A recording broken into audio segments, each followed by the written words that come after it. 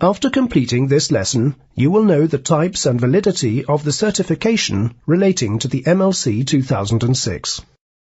Regulation 5.1.3 and the associated appendix give details and examples of the certification required under the Maritime Labour Convention 2006. Certification is mandatory for all vessels over 500 gross registered tonnage flying the flag of a member state which are engaged in international trade or operating from or between ports of another country. Certification may also be applied to vessels not covered by these circumstances if requested by the member state or ship owner concerned. There are three elements to the certification system that should be considered. The two-part Declaration of Maritime Labour Compliance, the DMLC, the Maritime Labour Certificate, the MLC, and the Interim Maritime Labour Certificate, the IMLC.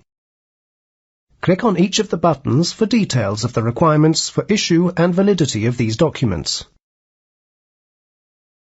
The Declaration of Maritime Labour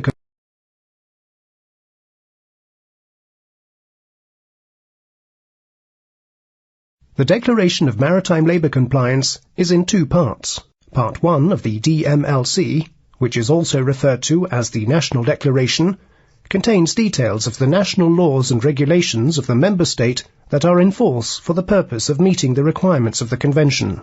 This part of the declaration will normally be completed by the competent authority or an approved recognized organization on behalf of the member state, either as part of or immediately following ratification and prior to entry into force of the Convention for that member.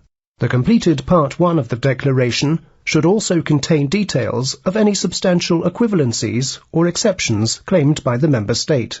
The details entered into Part 1 of the declarations must be notified to the ILO for confirmation that the full requirements of the Convention are covered.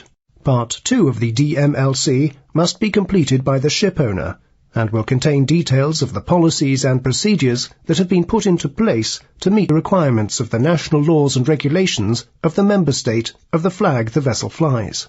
The competent authority or approved recognized organization must countersign Part 2 of the Declaration to confirm the measures it contains meet the requirements for initial and ongoing compliance with the Convention.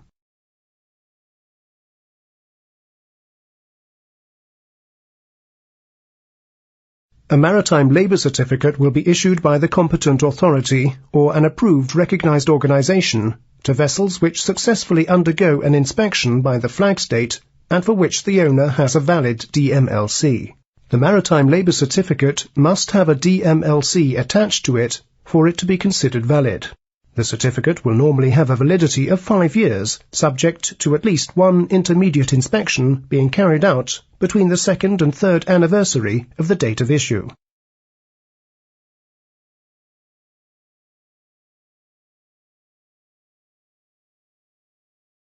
An interim maritime labour certificate can be issued to vessels in situations where full initial compliance cannot be verified during inspection, but where there is sufficient evidence of intention to comply. These situations would include new vessels upon delivery, change of flag of existing vessels, and change of ownership of existing vessels. A DMLC is not required for issue of an interim certificate. Only one interim maritime labour certificate may be issued to a vessel, and it will have a maximum validity of 6 months. A full flag state inspection must be carried out prior to expiry of an IMLC for the purpose of issuing a full-term maritime labour certificate, at which time a DMLC will be required.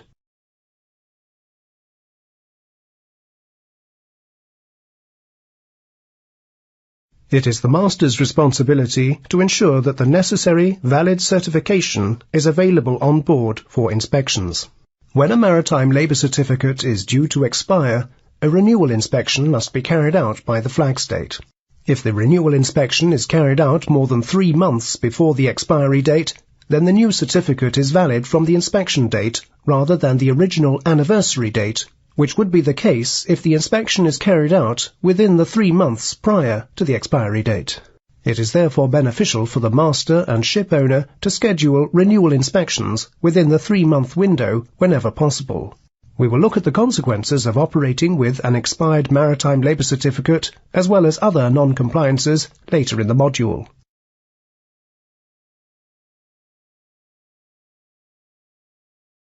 In this lesson, we have considered the certification requirements of the Convention, including periods of validity and renewals.